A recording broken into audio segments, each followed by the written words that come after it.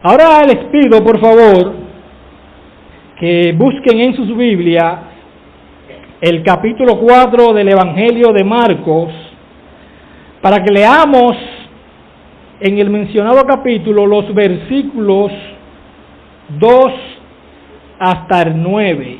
Versículo 2 hasta el 9 del Evangelio de Marcos, capítulo 4. Estaremos meditando, reflexionando en un tema que hemos titulado en forma de pregunta: ¿soy yo de Cristo?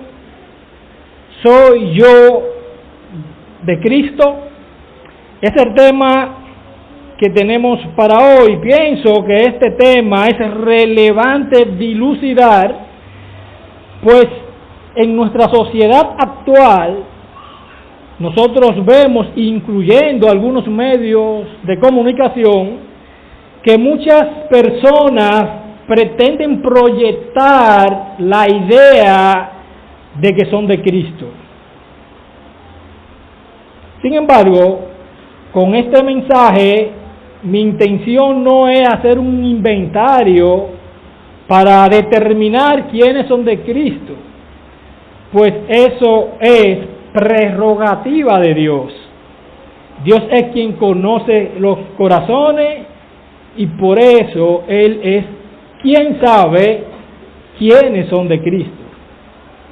Sin embargo, con este sermón yo pretendo, con el favor de Dios, que al finalizar lleguemos a conclusiones convincentes respecto al tema que estaremos desarrollando. En este sentido, vamos, mis hermanos, a orar una vez más para presentar al predicador y la predicación. Así que acompáñenme, por favor, en oración, hermanos, para luego tener la lectura bíblica. Oh Padre bueno, cuán deleitoso ha sido el tiempo que hemos tenido, Señor, adorando tu santo nombre. Oh, mi Dios, pudiéramos pasar el día completo adorándote, Señor, deleitándonos, Señor, expresándote, Señor, lo agradecido que estamos, Señor, maravillándonos con tu belleza, Señor, con tu gloria. Sin embargo, oh Dios, ahora ha llegado la oportunidad de predicar tu mensaje. ¿Y quién puede ser suficiente para predicar tu santa palabra? Aún aquellos grandes predicadores necesitan de ti, imagínate yo. Por lo que te pido que tu Espíritu Santo sea asistiéndome, Señor, y que tu Espíritu Santo sea también asistiendo a mis hermanos para entender tu mensaje. Y si te place salvar a algunos que no te conocen, tráelo al redil. Solo tú tienes poder para salvar. En Cristo Jesús te oro. Amén. Amén. Dice la palabra de Dios, mis hermanos, en el Evangelio de Marcos, capítulo 4, desde el verso 2 en adelante, de la siguiente manera: y les enseñaba por parábolas muchas cosas, y les decía en su doctrina: oí, he aquí, el sembrador salió a sembrar, y al sembrar aconteció que una parte cayó junto al camino, y vinieron las aves del cielo y la comieron. Otra parte cayó en pedregales, donde no tenía mucha tierra, y brotó pronto, porque no tenía profundidad de tierra. Pero salido el sol se quemó, y porque no tenía raíz se secó.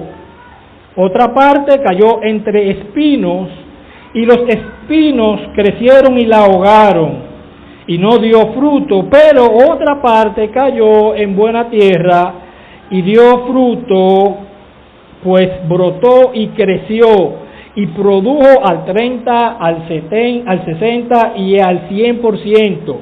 Entonces les dijo: el que tiene oídos para oír, oiga Dios siga bendiciéndonos a través del entendimiento de su palabra. Hace ya un tiempo predicaba acerca de una parábola muy conocida, la parábola del hijo pródigo. Y en aquella ocasión yo le compartía que uno de los métodos de enseñanza más usados por nuestro Señor Jesucristo fueron precisamente las parábolas. De hecho, no sé si notaron que en el verso 2, Cristo dice allí, o dice la palabra de Dios, y les enseñaba por parábolas muchas cosas.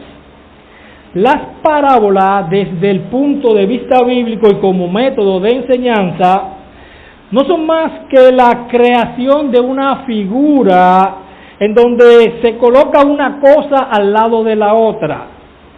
Esto con la finalidad de hacer una comparación de algo de la vida cotidiana y a la vez traer una enseñanza espiritual.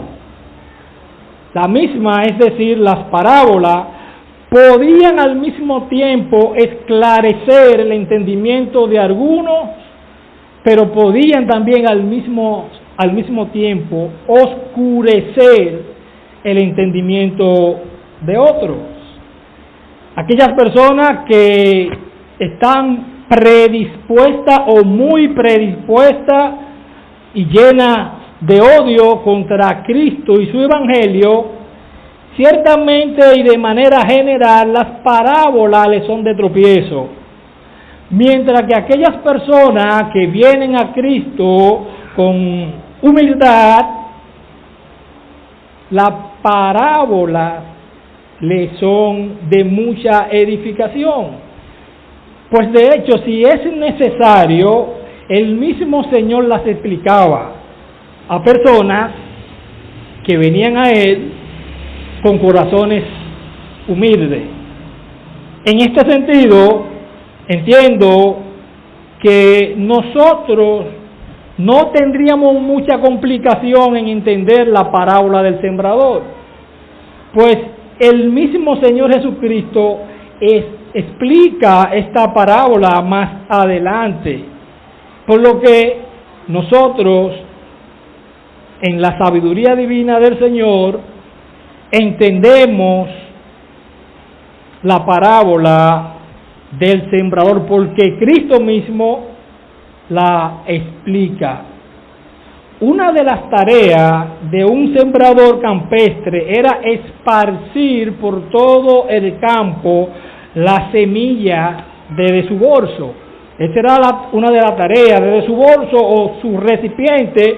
El sembrador campestre regaba por aquí semilla, regaba por acá semilla, tiraba por allá semilla en los diferentes tipos de terreno. Pero también Cristo nos ilustra precisamente en esta parábola que hay 4 tipos de terreno. Y obviamente, si la semilla representa la semilla del Evangelio y el sembrador representa a todos aquellos que predican el Evangelio, pues entonces no es difícil concluir que los 4 tipos de terreno simbolizan a 4 tipos de personas sobre la cual cae la semilla del Evangelio. Por consiguiente, de aquí en adelante estaremos centrándonos en todo el resto del mensaje en estos 4 tipos de personas que son expuestas a la semilla del Evangelio. Por consiguiente, estaremos viendo en primer lugar la figura del camino, que son representadas por algunas personas. Dice los versículos 3 y 4 acerca de esta parábola: oí, he aquí, el sembrador salió a sembrar, y al sembrar aconteció que una parte cayó junto al camino, y vinieron las aves del cielo y la comieron. Ya nosotros hemos dicho en esta parábola que el sembrador representa a todos aquellos que predican el Evangelio y que los terrenos representan a 4 tipos de personas. Entonces aquí estamos viendo el camino, que es un tipo de terreno. En la ciudad de Palestina, en la Palestina del siglo I, los caminos hechos por los transeúntes no se araban, precisamente porque al tener tanto flujo de personas caminando por allí, el terreno se endurecía y por consiguiente las semillas que caían allí no podían penetrar a tierra firme, profunda, no porque las semillas no fuesen eficaces, sino porque el terreno estaba endurecido. Bueno, de igual manera, el camino ilustra muy bien a todas aquellas personas en donde la semilla del Evangelio ha caído, pero por la dureza de sus corazones no permiten que la semilla penetre. No es que la semilla no es eficaz, es la dureza del corazón que no permite que la semilla penetre. Ese grupo de personas son capaces en su dureza de inclusive blasfemar el nombre de Cristo. En su dureza de corazón, este tipo de personas son capaces de blasfemar el nombre de Cristo. Veamos, por ejemplo, el caso de los fariseos, de los escribas.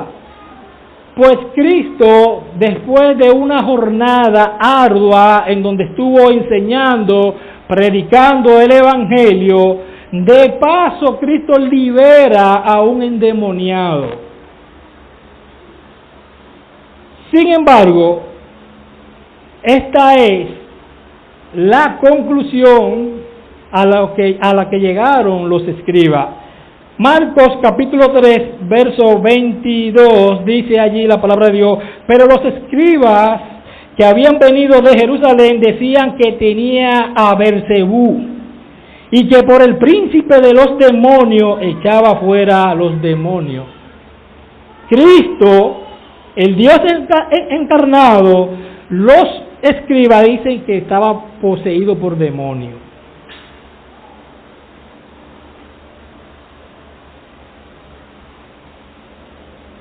Cuando Cristo, como es el Dios encarnado, tiene poder sobre todo y en todo, aún sobre los demonios. Por lo tanto, como Cristo es quien está en autoridad y tiene autoridad de todo, Cristo tenía esa autoridad para echar fuera demonios. ¿Cómo es posible que estos escribas, en su dureza de corazón, dice que Cristo, en el nombre de Beelzebú, o porque está poseído por un demonio, él echa fuera demonios?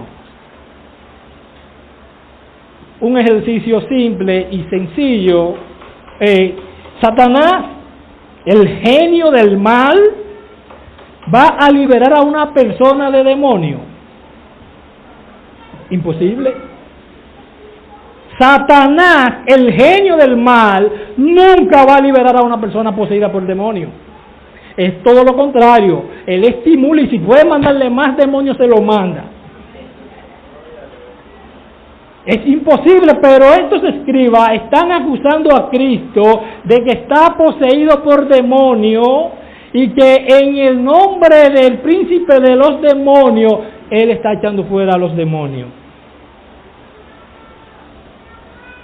La semilla del Evangelio no penetraba en estas personas porque tenían corazones duros como el acero. Yo no sé cuántos de aquí recuerdan cuando Dan Brown publicó aquella famosa novela de ficción llamada El Código Da Vinci. Eso fue todo un escándalo. Eso se ventiló a nivel mundial. De hecho, se tradujo, si no me falla la memoria, en 49 idiomas. Vendió millones y millones de copias. Todo un boom. Simplemente porque allí se blasfemaba el nombre de Jesucristo. Era por eso el boom, porque allí se blasfemaba el nombre de Jesucristo, pues este personaje tuvo la osadía de decir en su novela que María Magdalena era la esposa oculta de Cristo y que Cristo tuvo hijos. La dureza de corazón de muchas personas son capaces, al igual que los escribas y fariseos, de blasfemar el nombre de Cristo. Eso es lo que está haciendo Dan Brown, o lo que hizo Dan Brown. Eso precisamente fue lo que hizo Dan Brown.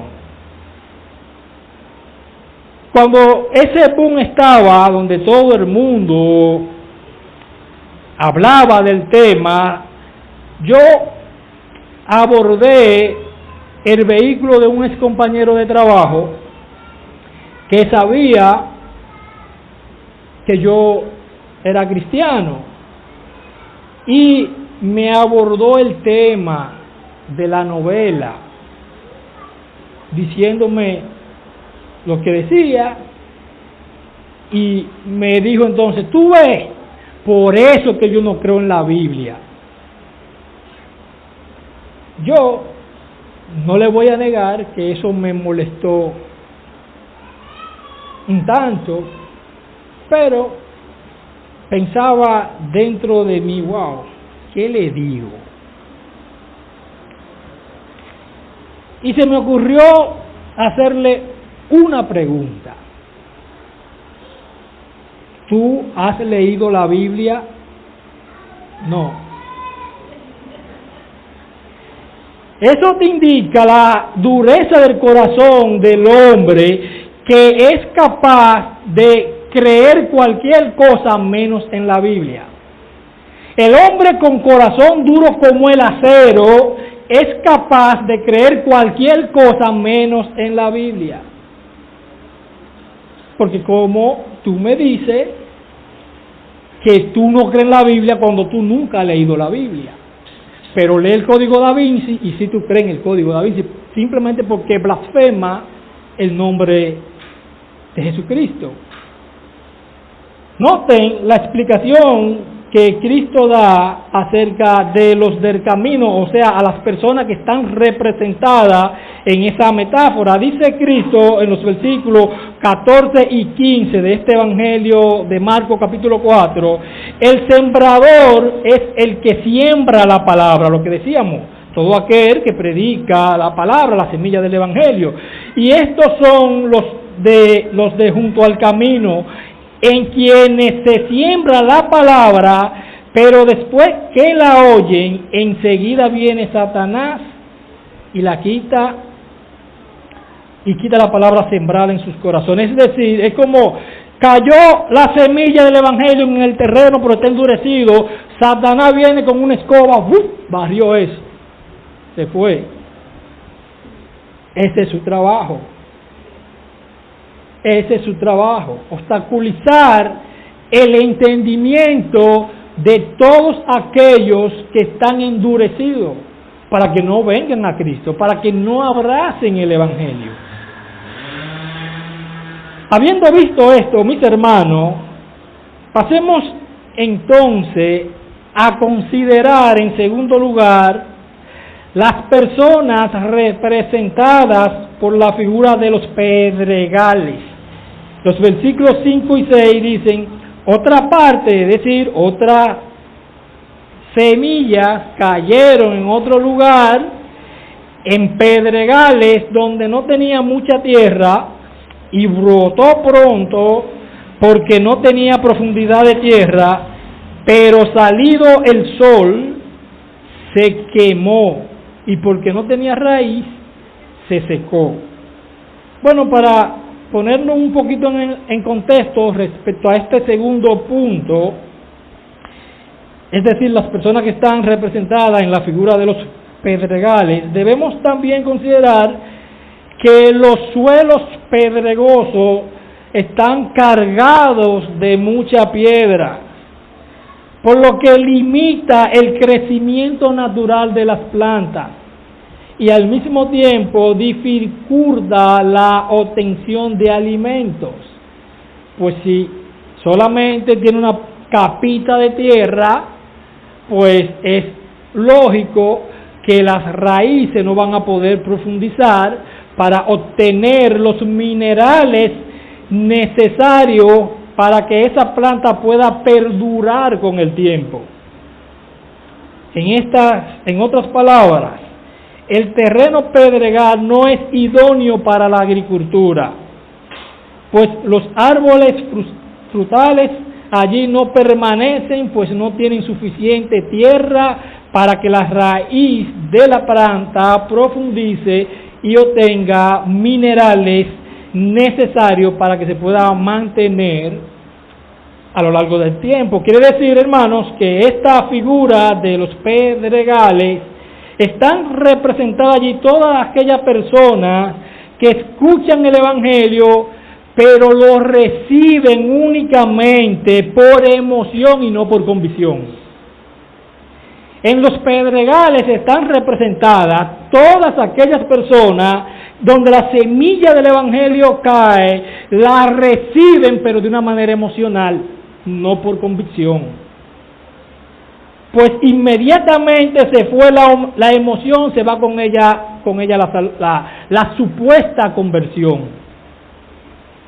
Escucha la explicación que Cristo da sobre este grupo de personas, versículos 16 y 17, dice Cristo, explicando esta parábola: estos son asimismo los que fueron sembrados en pedregales, los que cuando han oído la palabra, al momento la reciben con gozo, pero no tienen raíz en sí, no hay convicción, en otras palabras, sino que son de corta duración, porque cuando viene la tribulación o la persecución por causa de la palabra, luego tropiezan. Cuando uno tiene tantos años en el Evangelio, uno experimenta muchísimas situaciones. Y yo recuerdo a una persona a la cual yo le presenté el Evangelio, y esa persona con mucho gozo recibió la semilla del Evangelio. Esa persona estaba tan gozosa que rápidamente se hizo miembro de una iglesia. Esa persona estaba tan gozosa que rápidamente se involucró en algunos ministerios de la iglesia, incluyendo el ministerio evangelístico. Sin embargo, no pasó mucho tiempo cuando este caballero abandonó lo que supuestamente había abrazado.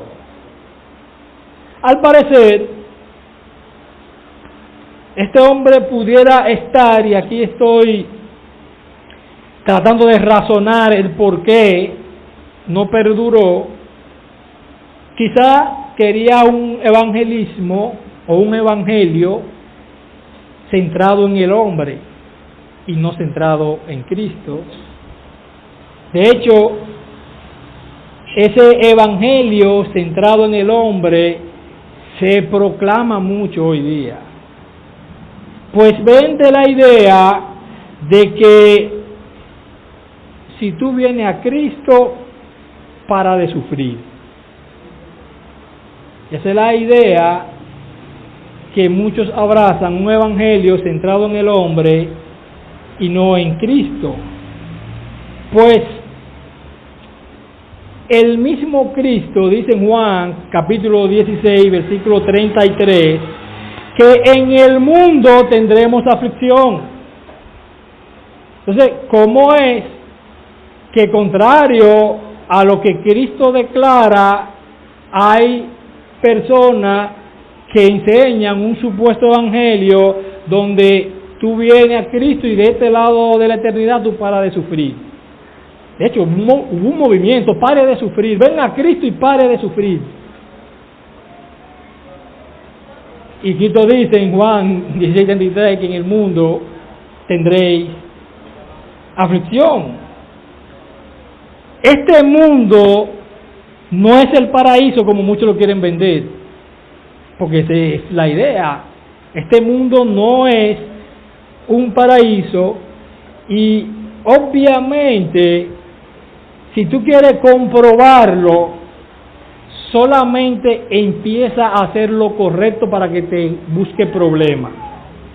Tú no tienes que hacer lo malo para padecer, no, empieza a hacer lo correcto, lo bueno, e inmediatamente vas a tener problemas. Cristo vino a hacer lo bueno, a hacer la voluntad del Padre, y sufrió por hacer la voluntad del Padre. Entonces, todos aquellos que estamos en Cristo, también vamos a padecer por querer hacer la voluntad del Padre. Dice Cristo, porque cuando viene la tribulación, hablando de aquellos que reciben con gozo la semilla del Evangelio, pero por emoción, no por convicción, dice Cristo, porque cuando viene la tribulación o la persecución por causa de la palabra, luego tropiezan. Pero esto no era lo que yo esperaba, espérate, yo pensaba que ciertamente mis problemas se iban a solucionar, no necesariamente. El miércoles pasado, un hermano nos compartía, óyeme, pero después que yo vine a Cristo, ahora que yo me he complicado, ahora que a mí me han venido problemas de verdad. Bueno, eso viene en el paquete, eso es parte, porque Cristo sufrió. Ahora, nosotros tenemos una esperanza que no tienen los que no están en Cristo, y es que en alguna etapa nosotros no sufriremos más cuando estemos en gloria con Cristo. No es el mismo destino de aquellos que parten sin Cristo, porque la mayor aflicción que ellos puedan pasar de este lado de la eternidad no se compara con las aflicciones que ciertamente van a pasar eternamente y para siempre en el infierno. No se compara. O sea, sufrimos, pero sufrimos por Cristo, porque Cristo nos compró con su sangre preciosa para darnos una vida gloriosa. Lo que Cristo sí nos ayuda a sobrellevar nuestras cargas. Él dice en Mateo 11:28, venid a mí todos los que estáis trabajados y cargados. Él promete ayudarnos con nuestra carga, pero nota que Él dice, y os haré descansar. El descanso eterno, sin sufrimiento, sin problema del creyente, es cuando esté en gloria. Mientras tanto, aquí tenemos que estar lidiando con el sufrimiento. No es lo que quisiéramos, pero lamentablemente esa es la realidad del mundo en el que nosotros vivimos. Cristo nunca aguó el Evangelio. Cristo nunca vendió un falso Evangelio. Desde un principio, Cristo predicó el Evangelio y las implicaciones que conlleva a abrazar el Evangelio. Pues en Lucas 9:23 te dice Cristo, si alguno quiere venir en pos de mí, niéguese a sí mismo, tome su cruz cada día y sígame. No, Cristo no está con paño tibio. No, Cristo te está vendiendo el Evangelio como es. Si alguno quiere venir en pos de mí, niéguese a sí mismo, tome su cruz cada día y sígame. Recuerden que Cristo tenía muchísimos seguidores y en un momento determinado, cuando la piña, como decimos en buen dominicano, se puso agria, empezaron a dejar el Evangelio que supuestamente habían abrazado. Cristo le dice a los 12, ¿y ustedes? Si se quieren ir, se pueden ir también. Yo no voy a aguar el Evangelio. El Evangelio tiene que ser predicado bíblicamente. Dice, pero ¿y a dónde vamos a ir, Señor? Solo tú tienes palabra de vida eterna. ¿A dónde vamos a ir? Mientras Cristo estuvo aquí en la tierra, mis hermanos, Él sufrió y las multitudes se maravillaban con Él y lo seguían. Vamos a citar algunos textos bíblicos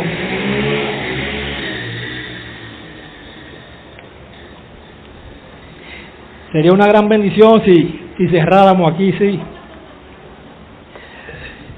Mateo capítulo 15, en el versículo 30 al 31, dice allí este evangelio: y se le acercó mucha gente que tenía consigo a cojos, ciegos, mudos, mancos y otros muchos enfermos, y los pusieron a los pies de Jesús y los sanó. Versículo 31 dice: de manera que la multitud se maravillaba viendo a los mudos hablar, a los mancos sanados, a los cojos andar y a los ciegos ver, y glorificaban a Dios, al Dios de Israel.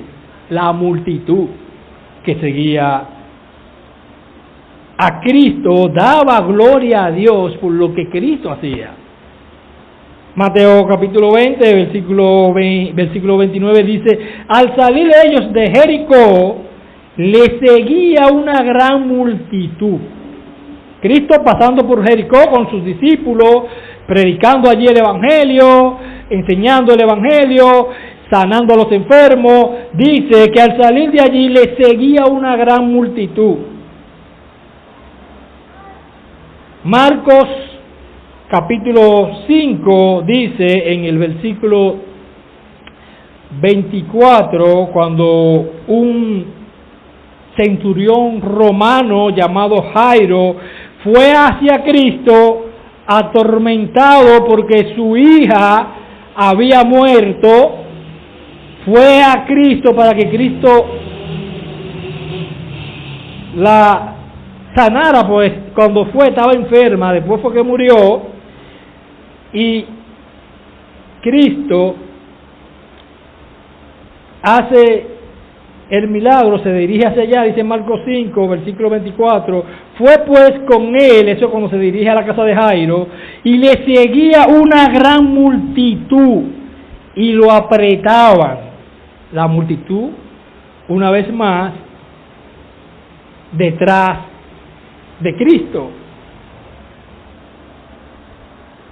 Pero también tenemos que citar la narrativa bíblica cuando Cristo tuvo aquella famosa entrada triunfal a la ciudad de Jerusalén. Lucas dice en Lucas capítulo 19, versículo 36 en adelante lo siguiente: y a su paso tendían sus mantos por el camino. Cuando llegaba allá cerca de la bajada del monte de los olivos, toda la multitud de los discípulos, gozándose, comenzó a alabar a Dios a grandes voces por todas las maravillas que habían visto, diciendo: bendito el Rey que viene en el nombre del Señor, paz en el cielo, gloria en las alturas. La multitud, una vez más. Pero aquella multitud que supuestamente había abrazado el evangelio, es aquella multitud que cuando Cristo está frente a Poncio Pilato, grita que lo crucifiquen. Mateo capítulo 27, verso 20 en adelante. Pero los principales sacerdotes y los ancianos persuadieron a quienes, a la multitud, que pidiese a Barrabás, un delincuente, y que Jesús fuese muerto. Es decir, preferían, no, suelta a Barrabás y darle muerte a Cristo. Preferían a que Cristo fuese muerto y no Barrabás. Versículo 21, y respondiendo el gobernador les dijo: ¿a cuál de los dos queréis que os suelte? Y ellos dijeron: a Barrabás. Suéltanos a Barrabás. Pilato les dijo: ¿qué pues haré de Jesús llamado el Cristo? Todo le dijeron: sea crucificado, todo. Versículo 23, y el gobernador les dijo: pues qué mal ha hecho. Pero ellos gritaban aún más diciendo: sea crucificado. Es decir, imagínense ese espectáculo: crucifícalo, crucifícalo, toda una multitud. La misma multitud que seguía a Cristo, la misma multitud a quien Cristo le había servido todo el tiempo, es la misma multitud que dice entonces: crucifícalo. Si no nos vas a bendecir, dale muerte. Si no nos vas a bendecir con cosas materiales. Hermanos, en los pedregales están representados todos aquellos que supuestamente reciben el Evangelio, pero lo han recibido de una manera emocional, pues cuando viene la aflicción, la tribulación, dice Cristo, a causa de la palabra, entonces sueltan eso. Por eso les decía, hermanos, que es pertinente meditar en el tema que estamos desarrollando. ¿Soy yo de Cristo? Pues por lo que vemos aquí, no todos, aunque digan que son de Cristo realmente. Pero sigamos observando, mis hermanos, y veamos ahora, en tercer lugar, aquellas personas que son representadas por la figura de los espinos. Dice el versículo 7, otra parte cayó entre espinos, y los espinos crecieron y la ahogaron y no dio fruto. Uno de los énfasis que nosotros vemos una y otra vez en la palabra de Dios es que un verdadero cristiano da fruto. Claro, nosotros no podemos pretender que una persona que acaba de llegar al Evangelio inmediatamente dé fruto. Sin embargo, si pasan los años, vuelven y pasan los años, continúan pasando los años y no se evidencia fruto, pues hay que ponernos a pensar, porque se hace mucho énfasis en las Escrituras que el cristiano da fruto. Los espinos, dice aquí, ahogan esa semilla sembrada y no da fruto. Dice Cristo, explicando esta metáfora de los espinos en el versículo 18 y 19, estos son los que fueron sembrados entre espinos, los que oyen la palabra, pero los afanes de este siglo o de este mundo y el engaño de las riquezas y las codicias de otras cosas entran y ahogan la palabra y se hace entonces infructuosa. Noten una vez más que no es la semilla que es infructuosa, sino el corazón del hombre. Porque esto que están representados aquí, que supuestamente cae la semilla, o que cae la semilla y supuestamente abrazaron el Evangelio, no, su mente está en las cosas de este mundo. Su prioridad son las cosas de este mundo, cosas que son pasajeras y no necesariamente, para que no caigamos en legalismo, las cosas de este mundo sean todas malas, no. Este mundo tiene muchas cosas buenas.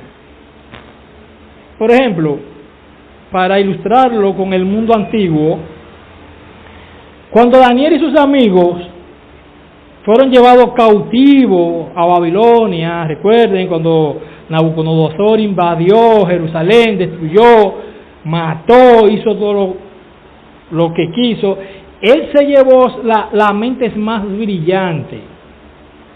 Llame esta mente brillante, y se las llevó para allá, para su nación, una nación pagana. Y Daniel, dice la palabra de Dios, que propuso en su corazón no contaminarse con la comida del rey. Pero Daniel sacó provecho a las cosas buenas que le brindaba el sistema. Daniel estudió el idioma de ellos.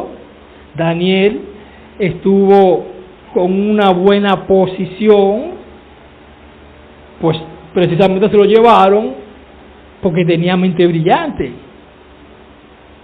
Ahora, su mente no estaba enfocada en la cosa del mundo. Por eso él, cuando le proponen, mira, no, eso es pecado delante de Dios, yo no voy a hacer eso. Y dice que él propuso en su corazón, eso es convicción. Eso es convicción de su identidad, eso es convicción de quién es Dios, eso es convicción de a quién él le sirve. Porque por encima de Nabucodonosor, él le sirve a Dios. Él le sirve a Dios. Entonces, los representados por los espinos son personas que están más enfocadas en las cosas del mundo que en las cosas de Dios. Dice Primera de Juan, capítulo 2, versículo 15 en adelante: no améis al mundo ni las cosas que están en el mundo. Si alguno ama al mundo, el amor del Padre no está en él. Porque todo lo que hay en el mundo, los deseos de la carne, los deseos de los ojos y la vanagloria de la vida, no provienen del mundo, no provienen del Padre, sino del mundo. Y el mundo pasa y sus deseos. Son cosas pasajeras en las que estamos enfocándonos. No necesariamente que sean malas, pero son pasajeras. Por lo tanto, yo no puedo descuidar lo que tiene repercusiones eternas para enfocarme solamente en lo pasajero. Dice él, y el mundo pasa y sus deseos, pero el que hace la voluntad de Dios permanece para siempre. Y volvemos a enfatizar aquí, hermano, para que no caigamos en legalismo. Juan no está diciendo aquí, odien al mundo. Él no está diciendo que odien al mundo. Él lo que está diciendo que no amemos al mundo y sus cosas, pero él no está diciendo que lo odiemos.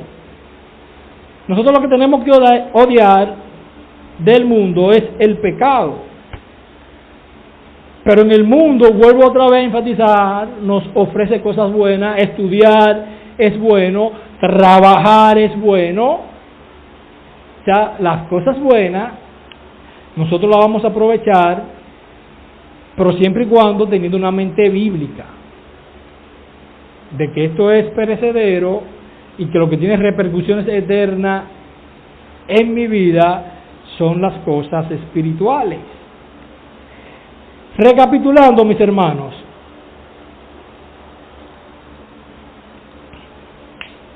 para entrar a observar nuestro último punto. Hemos visto en esta parábola del sembrador las personas que están representadas en la figura del camino, aquellos que tienen corazones duros como el acero, las personas que están representadas en la figura de los pedregales, aquellas personas que supuestamente reciben las semillas del Evangelio con gozo, pero cuando vienen las aflicciones, sueltan el Evangelio.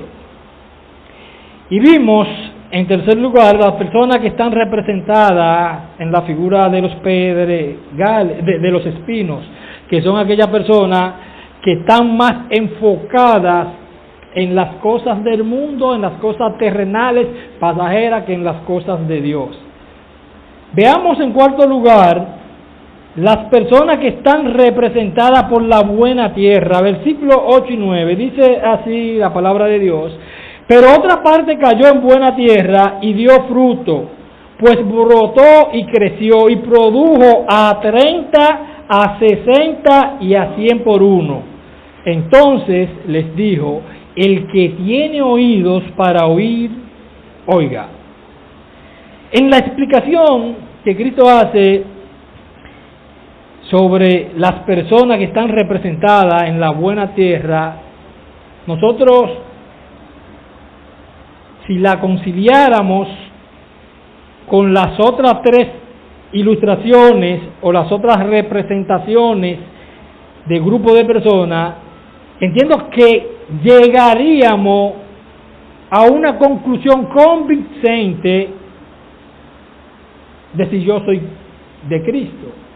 Si comparamos esta analogía de la buena tierra versus las analogías anteriores, yo creo que podemos llegar a una convicción firme en nuestro interior de si yo soy de Cristo. Y estos son, dice Cristo en el versículo 20, hablando de los representados por la buena tierra, y estos son los que fueron sembrados en buena tierra, los que oyen la palabra y la reciben y dan fruto. ¿Ve cómo el fruto está ligado a un genuino cristiano? Los que oyen la palabra y la reciben y dan fruto, dice a 30, a 60 y a 100 por uno. Un cristiano verdadero, a lo largo de su andar con Dios, tiene que evidenciar fruto. No puede pasarse la vida entera sin que se vea el fruto de arrepentimiento en él. Y aclaro aquí, hermanos, que no todos vamos a dar fruto en el mismo porcentaje. Esto es importante que también lo entendamos, pues Cristo dice: y unos dan fruto a 30, a 60 y a 100 por uno, niveles de fruto. El asunto aquí no es el nivel de tu fruto, el asunto es que tiene que dar fruto si eres de Cristo.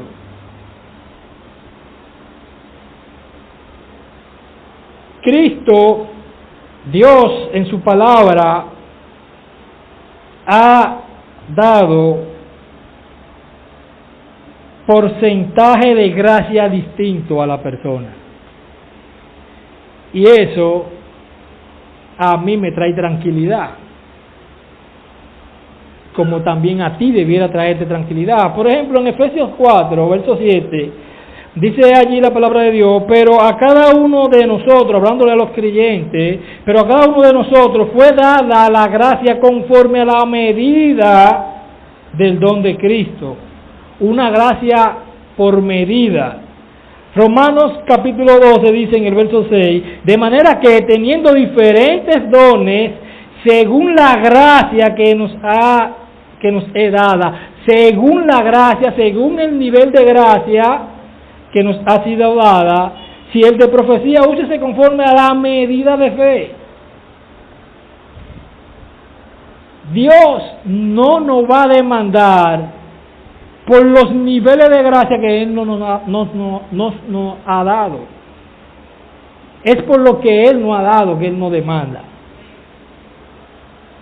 Por eso yo digo que esto me trae tranquilidad, porque yo no puedo pretender, wow, esos grandes predicadores que ministran nuestras armas, que yo voy a hacer como ellos.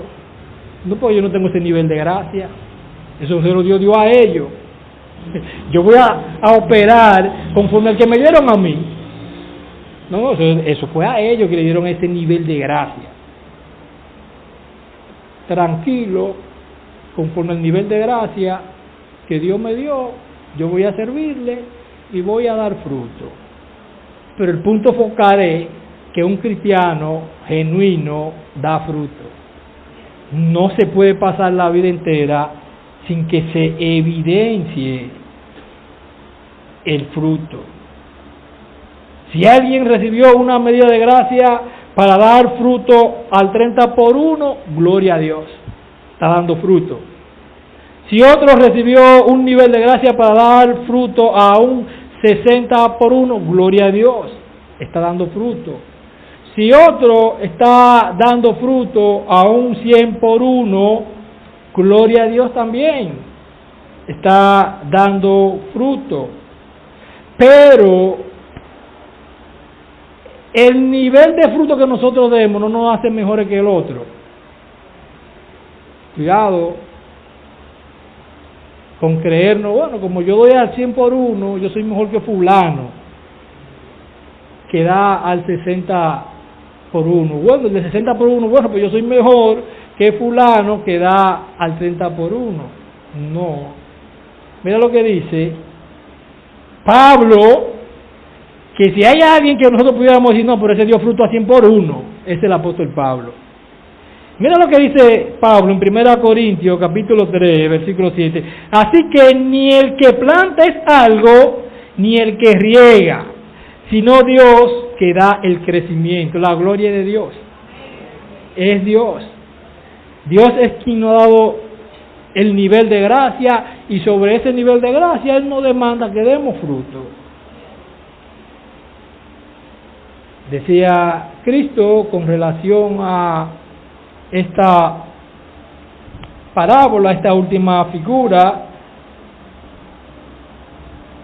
para ir trayendo algunas aplicaciones de nuestro mensaje en el verso 8. Pero otra parte cayó en buena tierra y dio fruto, pues brotó y creció y produjo. Brotó, es decir, nació el cristiano, una persona que viene a Cristo, experimenta un nuevo nacimiento, pero no se queda niño, sino que crece, y después que crece también da fruto en este proceso. Pues dice, produjo a 30, a 60 y a 100 por 1. Una persona que está en Cristo o que es de Cristo ha nacido de nuevo. Una persona que está en Cristo, que es de Cristo, experimenta crecimiento espiritual. Una persona que está en Cristo, que es de Cristo, da fruto. Da sentido. Como estamos llamados a dar fruto, a crecer, quisiera traer a modo de reflexión algunas preguntas de aplicación. ¿Está tu vida creciendo espiritualmente hablando? ¿Está tu vida creciendo espiritualmente hablando? No estoy refiriéndome a materialmente, no, espiritualmente hablando. Lo material es perecedero. porque muchas veces queremos medir la bendición únicamente a nivel material y no queremos medir la bendición a nivel espiritual. ¿Está tu vida espiritualmente hablando creciendo? ¿Estás aprovechando, aparte de tu tiempo devocional con Dios, que Dios utiliza para que le adore, para ministrarte, para que crezca? Aparte de eso, ¿está también tú aprovechando, estoy yo aprovechando los medios de gracia provistos por Dios para que crezcamos? ¿Lo estás aprovechando? El culto de adoración, un medio de gracia para crecer. La escuela dominical, un medio de gracia para crecer. Los estudios de los miércoles, un medio de gracia para crecer. Dice que crece. El que está en Cristo, no se queda enano, crece.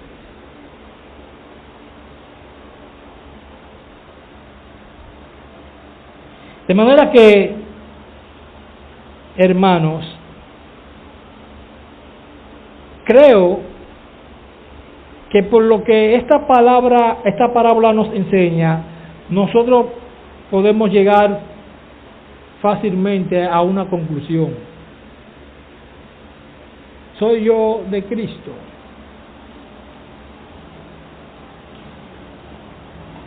Y es mi oración que todos lo seamos. Que no haya aquí personas que hayan abrazado el Evangelio por emoción y no por convicción, o que hayan abrazado el Evangelio por las bendiciones materiales que Cristo le pueda dar.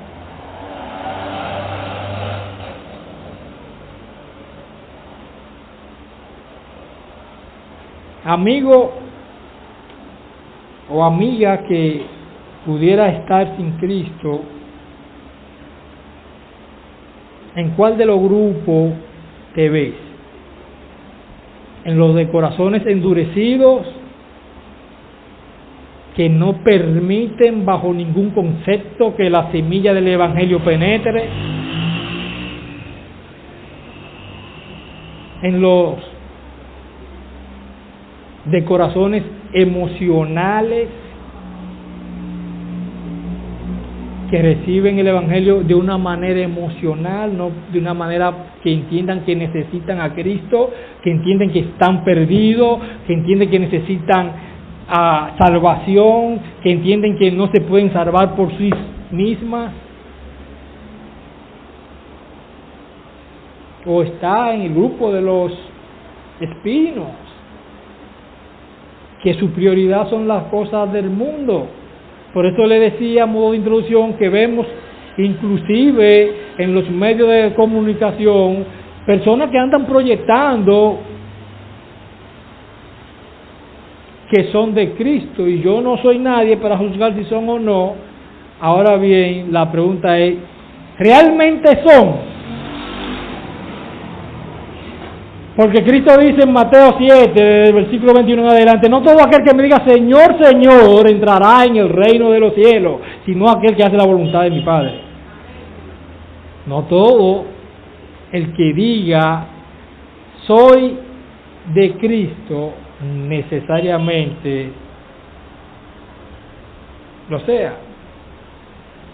Una última aplicación para orar, mis hermanos, es que nosotros debemos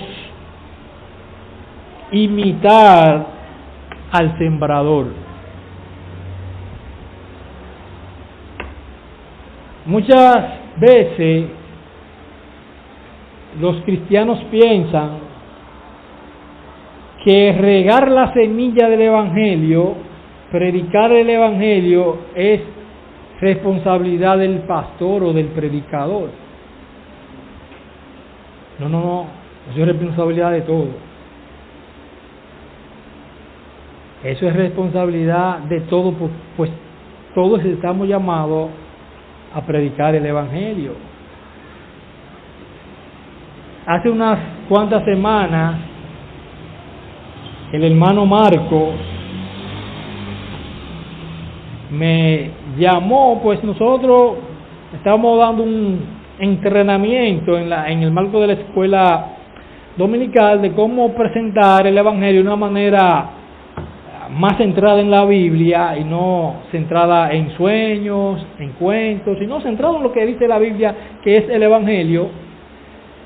Y les compartía que queríamos ver si dentro de la iglesia se puede levantar un ministerio de evangelismo y que de este ministerio visitemos a aquellas personas que andan sin Cristo. Y Marco me llamaba, mira Alberto, pero ¿cuándo va a iniciar el ministerio evangelístico? Porque mira, yo tengo personas por aquí que yo digo, Marco, tú puedes predicar el Evangelio.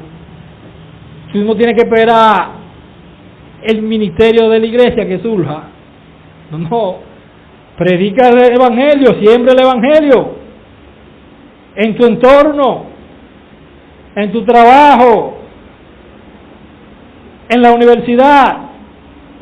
Siembra, riega el Evangelio, la semilla. Esa es responsabilidad de todos. No tenemos que ir a un seminario para eso. No tenemos que ir a un seminario para regar la semilla del Evangelio, y tenemos múltiples formas. La mujer samaritana, por ejemplo, cuando Cristo le predicó, se convirtió, ella fue y llevó a los de su nación, a los de su entorno, vengan a escuchar a Cristo. Bueno, pues nosotros podemos decir a nuestros vecinos, a nuestros compañeros, vengan a escuchar la palabra de Dios aquí a la iglesia. Está siendo un eslabón en la predicación del Evangelio. Eso fue lo que hizo la mujer samaritana. Según la medida de fe que tú tienes, la medida de gracia que tú tienes, Dios no te va a exigir por lo que Él no te ha dado. En una ocasión, y con esto concluyo para orar, escuchaba a un pastor que decía que cuando él era estudiante, estaba estudiando en la UAS, en esos años, esa guaguita voladora que habían, decía él se montó saliendo de la universidad en una guagua full de gente, y en la guagua se había montado también un albañil que andaba con su plana, su cubo, ese cubo que usaban antes, no sé si lo usan todavía, un cubo negro, pues andaba con todas sus herramientas. Ese albañil era cristiano y empezó a hablar de Cristo según la medida de fe o de gracia que Dios le había dado. Y empezó uno, decía él, un estudiante universitario, de esos que están representados en los de corazones duros, a burlarse de aquel hermano y hacerle preguntas acerca de la NASA y cosas como esa para ridiculizarlo, porque eso es lo que hacen los que son hostiles a Cristo. No quieren ridiculizar cuando predicamos el Evangelio. Eso es lo que ellos hacen. Bueno, pues eso hicieron con este albañil. Pero a mí me ministró mucho porque él no se amedrentó. Él le dijo, bueno, mira, eso que tú me estás preguntando de la nazi y todo este tipo de cosas, yo no sé nada de eso. Ahora, una cosa sí yo sé, si tú no vienes a Cristo, tú te vas para el infierno. Según su nivel de gracia, él está predicando el Evangelio. Está sembrando. Sembremos, hermano. Reguemos, esa es la responsabilidad, regar la semilla del Evangelio. El resultado no depende de nosotros, eso es de Dios. Pero tenemos la responsabilidad de regar la semilla. Ese mundo está perdido ahí afuera. Y nosotros no podemos quedarnos de brazos cruzados. Así que, hermanos, yo espero en el Señor que el Espíritu Santo se haya movido en esta mañana y haya hablado.